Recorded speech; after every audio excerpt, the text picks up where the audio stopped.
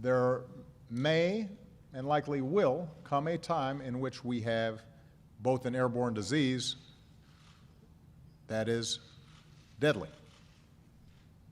And in order for us to deal with that effectively, we have to put in place an infrastructure, not just here at home, but globally, that allows us to see it quickly, isolate it quickly, respond to it quickly.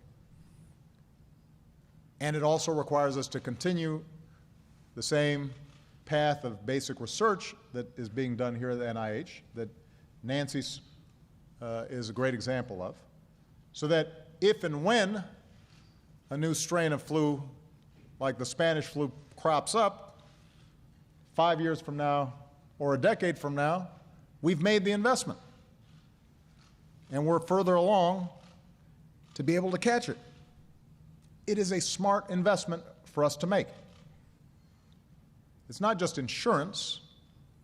It is knowing that down the road we're going to continue to have problems like this, particularly in a globalized world, where you move from one side of the world to the other in a day. So this is important now, but it's also important for our future and our children's future and our grandchildren's future. In the last few elections, the American people have sent Washington a pretty clear message. Find areas where you agree. Don't let the areas where you disagree shut things down.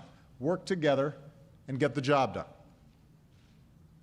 I cannot think of a better example of an area where we should all agree than passing this emergency funding to fight Ebola and to set up some of the public health infrastructure that we need to deal with potential outbreaks in the future.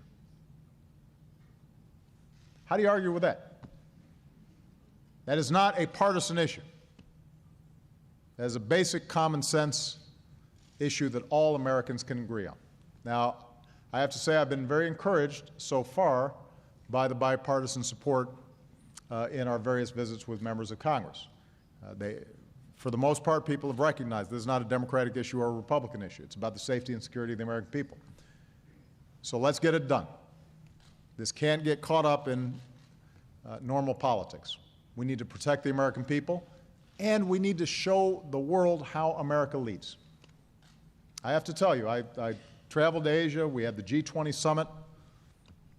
If America had not led, if I had not been able to go to CDC, make a major announcement about the commitments we were going to make, be able to go to the United Nations, and basically call on other countries to step up and know that we were following through with our own commitments. Had we not done that, the world would not have responded in the same way. American leadership matters every time. We set the tone and we set the agenda. Now, in closing, I want to leave with a story that speaks to what we have to do. Nancy Wright-Bowl is from Charlotte, North Carolina. She's a mom, grandma, wife, also a Christian missionary. Along with her husband, she went to Liberia. She was doing God's work, caring for Ebola patients. It's hard to imagine a greater expression of the Christian ethic. And she was then infected herself. So she was brought back to Emory in Atlanta. She received excellent care. Nancy was released in August. She is Ebola-free. She continues to recover.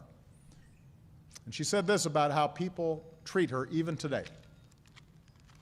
You have some people that just totally wrap their arms around you and shake your hand. And then you have other people that stand 10 feet away.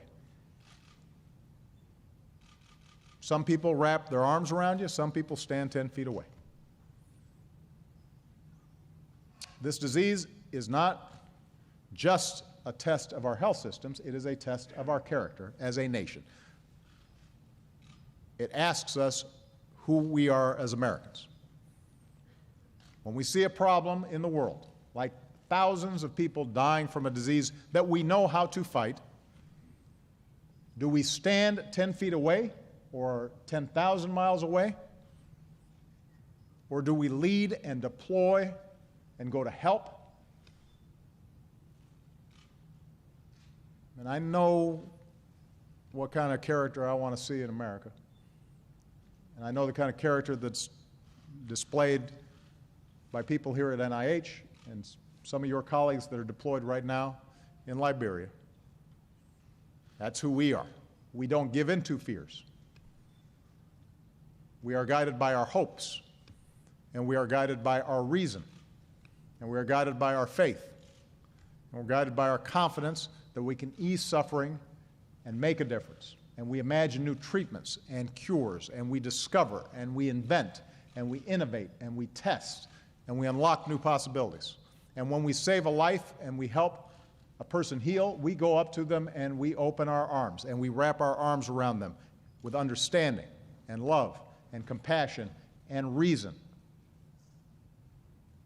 That's what you do here at NIH. That's what we do as Americans. That's who we are. That's who we'll always be. Thank you very much. God bless.